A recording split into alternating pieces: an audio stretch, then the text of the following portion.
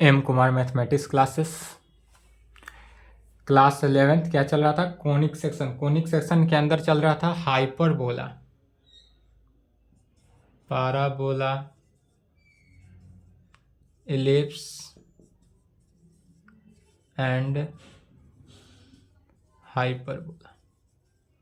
Parabola, ellipse and hyperbola, इसमें parabola ellipse हो चुका था, हाइपरबोला भी हो चुका था। हाइपरबोला में चल रहा था अदर फॉर्म ऑफ है hyperbola, other form of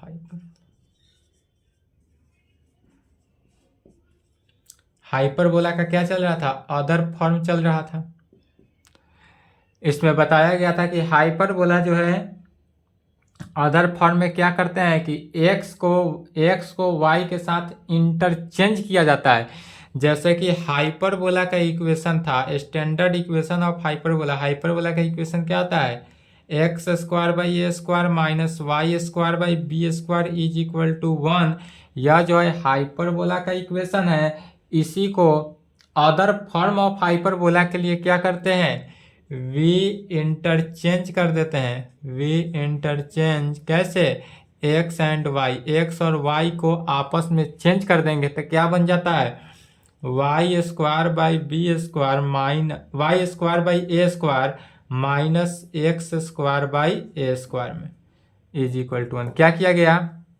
sorry, जब v इंटरचेंज किए तो एक्स स्क्वायर है, एक्स स्क्वायर की जगह पर क्या हो जाएगा? Y square by a square minus y square, तो वाई स्क्वायर की जगह पर हो गया x square by b square is equal to 1।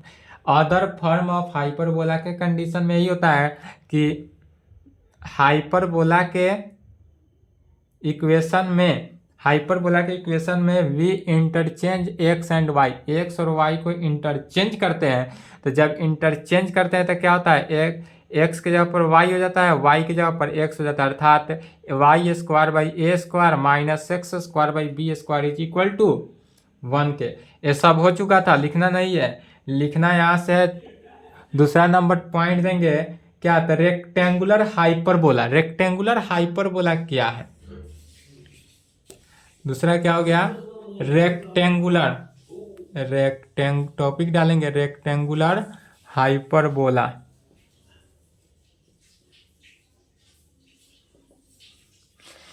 Rectangular hyperbola किसे कहेंगे? तो रेक्टेंगुलर हाइपरबोला जो है standard equation of hyperbola, hyperbola के स्टैंडर्ड इक्वेशन को ही सेटिस्फाई करके चलेगा, उसमें पुट किया जाएगा। तो पहले लिखेंगे standard equation of hyperbola, in standard equation of hyperbola. Hyperbola का standard equation x square by a square minus y square by b square is equal to 1 is क्या कहा गया? In standard equation of hyperbola x square by a square minus y square by b square is equal to 1 is 1 cancel हो गया, नहीं दिख रहा है, 1 लिखेंगे, इज इक्वल टू 1 इज। तब यह जो होता है standard equation of hyperbola, but हमको डिफाइन करना है कितना? Rectangular hyperbola. तो इसके लिए we put b square is equal to a square, we put b square is equal to a square. क्या करना है? बी स्क्वायर के जगह पर ए स्क्वायर पुट कर देना है। कहाँ पे? In above equation of hyperbola becomes we put b square is equal to a square in above equation of hyperbola is क्या कहा गया? we put b square is equal to a square, b square की जगह पर क्या करना है? a square put कर देना है इन above हाइपरबोला के इक्वेशन में। तब क्या पाएंगे? तो एक्स ए स्क्वायर है तो ए स्क्वायर तो रहा ही, तो x square by a square minus y square by b square, तो बी स्क्वायर की जगह पर भी क्या हो गया? ए स्क्वायर ही हुआ, इज इक्वल टू 1। यहाँ पर जो बी स्क्वायर है, बी स्क्वायर की जगह पर क्या किया गया है, ए पुट कर दिए। तब इससे वैल्यू हमको क्या आता है, this implied x square minus y square is equal to a square में। चलिए यहाँ तक लिखेंगे, x square minus y square is equal to a square.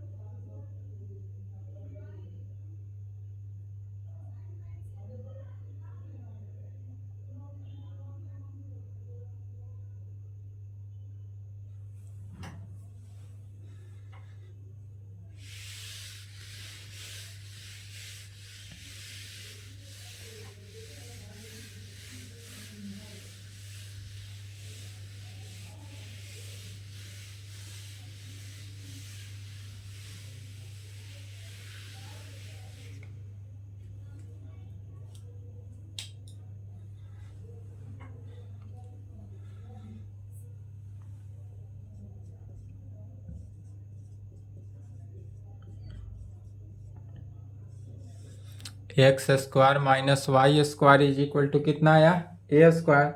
और यह this hyperbola is called rectangular hyperbola. इसी को क्या कहा जाता है, रेक्टेंगुलर हाइपरबोला। तो विच शोज डैट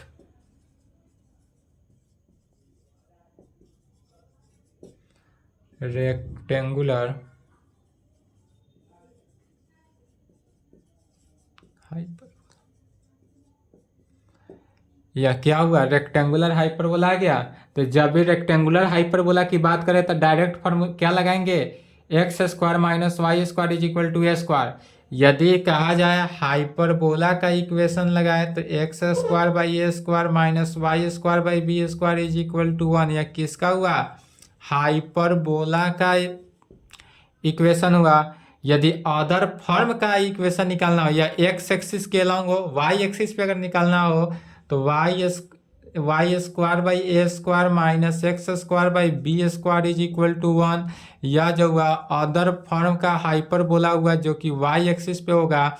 एंड यदि रेक्टेंगुलर हाइपरबोला कहे तो x square minus y square is equal to a square. और यह कैसा हुआ, तो रेक्टेंगुलर हाइपरबोला। जब रेक्टेंगुलर हाइपरबोला का इक्वेशन यूज करना हो तो वहाँ पे कौन सा इक्वेशन यूज करेंगे, तो x square minus y square is equal to a square.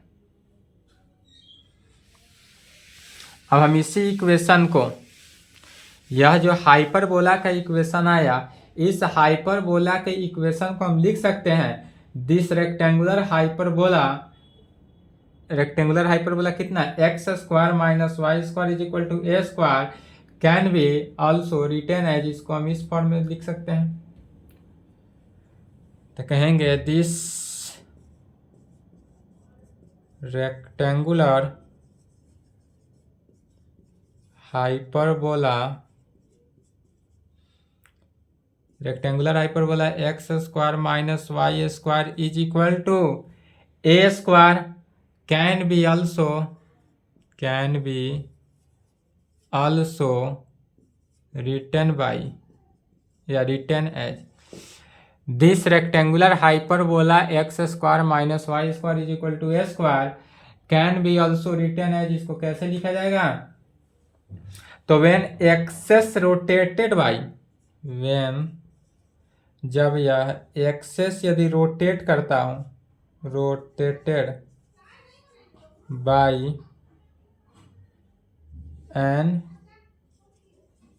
Angle pi by 4, यदि एक एंगल ले लेते हैं पाई बाई फोर अर्थात 45 डिग्री, जब यह 45 डिग्री से रोटेट करे, जब भी यह 45 डिग्री से रोटेट करेगा यह हाइपरबोला, तब यह क्या लिख सकते हैं?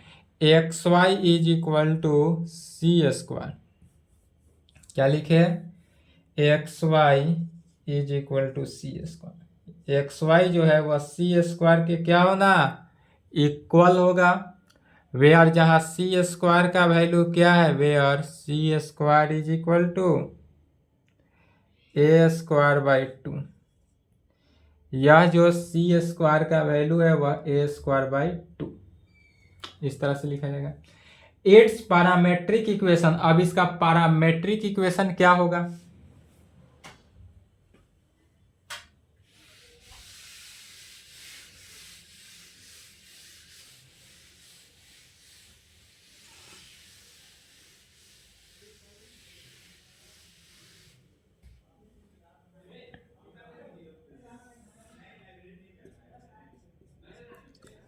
इट्स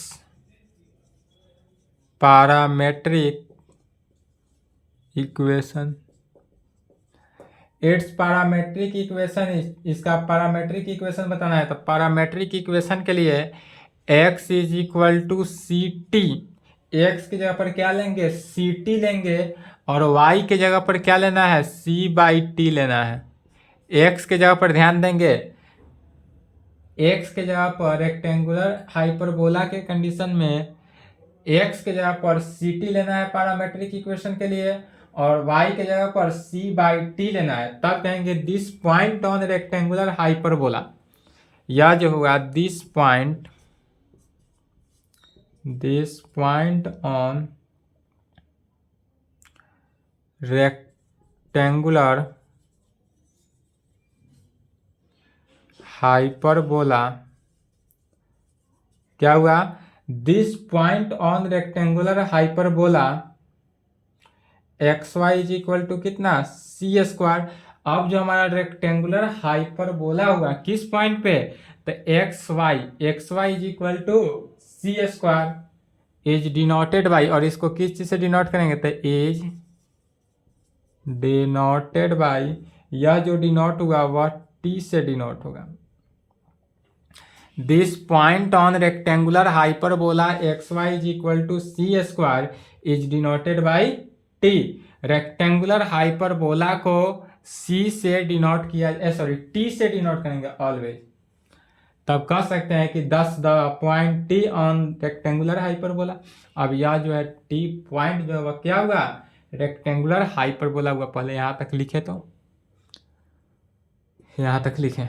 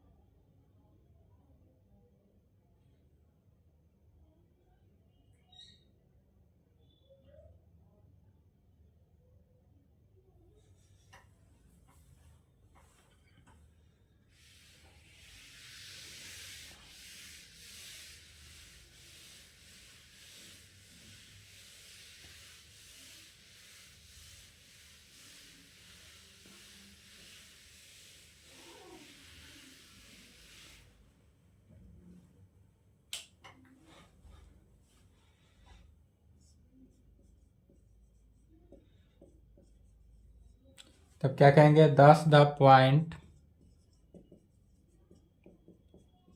टी ऑन कहाँ पे, यह जो टी पॉइंट है वह on rectangular hyperbola, on rectangular hyperbola कहाँ पे, तो x y is equal to c square, 10 the point t on rectangular hyperbola x y is equal to c square, c square means the point, means the point जो कि किस point पे होगा, तो x point को क्या लिया गया c t and y point को क्या लिया गया c बाई टी, तो this point c t comma c by t क्या हुआ, सी टी हुआ और c बाई टी हुआ। चलिए यहां तक कंप्लीट करेंगे। इसके आगे है प्रॉब्लम, थ्योरेटिकल क्लास समाप्त हुआ। Problem on conic section, conic section का प्रॉब्लम बनाना है।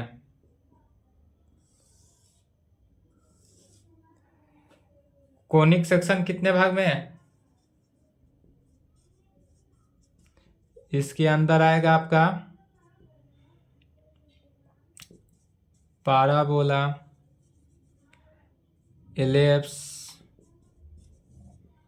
एंड इस सब का 10 लेक्चर हुआ है। 10 लेक्चर को कंप्लीट करेंगे। 10 लेक्चर के आधार पर क्या होगा, इसका प्रॉब्लम होगा। और इसमें एक सर्किल भी था, सर्किल का भी प्रॉब्लम होगा, नेक्स्ट क्लास में चलेगा। प्रॉब्लम बना कर आएंगे, नेक्स्ट क्लास में देखा जाएगा। ठीक है, बन जाए तो अच्छी बात है, नहीं बनेगा तो बना कर आएंगे।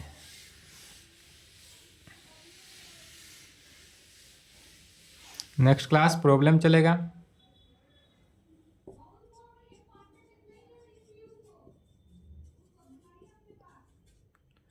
इंफॉर्मेशन देख ले। आज कितना तारीख है, 1 दिसंबर। आज से क्लास 12th का क्या चल रहा है, क्रैश कोर्स स्टार्ट होने वाले हैं। शाम में आज से स्टार्ट होने वाला है। कब ने, इवनिंग, इवनिंग में कब होगा, 4:30 to PM to 6 PM time दिया गया है, जो कि क्या चलेगा, लाइव क्लासेस चलेगा। यह क्लास जो होगा लाइव क्लास चलेगा। तो यदि कोई भाई बंधु हो जिनको क्लास ज्वाइन करना हो, उनको यह इन्फॉर्म कर देंगे। जिसके लिए फी कितना रखा गया, ₹3000 ओनली। चलिए ठीक है, आज की क्लास में यहीं पे संपन्न करते हैं। इसके आगे नेक्स्ट क्लास में देखा जाएगा। नेक्स्ट क्लास में क्या चलेगा, problem on conic section, NCERT book, NCERT book तो हम सॉल्व करेंगे ही, प्लस आप अदर बुक से क्वेश्चन भेजिए। अदर बुक से आप क्वेश्चन नहीं डालते हैं, जब तक आप क्वेश्चन नहीं डालेंगे अदर बुक से तब तक कैसे सॉल्व किया जाएगा। और फिर यदि एनसीईआरटी से आपका प्रॉब्लम सॉल्व हो जाता है तो मैसेज करें, यूट्यूब पे कमेंट करें। क्लास अगर आपको अच्छी लगती है तो थोड़ा सा कमेंट करें, वीडियो को लाइक करें, ताकि हमको भी उससे एनर्जी मिलेगा, तो और आपको अच्छे से वीडियो क्रिएट करके देते रहेंगे। और यदि कोई आप लोग फीडबैक नहीं देंगे तो फिर हम भी क्या करेंगे, जैसे चल रहा है क्लास वैसे चलेगा। क्लास समझने में डाउट होता हो, क्लास में तो कोई दिक्कत नहीं हो रही है आप लोगों को, यदि क्लास समझ में ना आता हो, क्लास में कोई दिक्कत हो रहा हो, तो भी कमेंट करेंगे।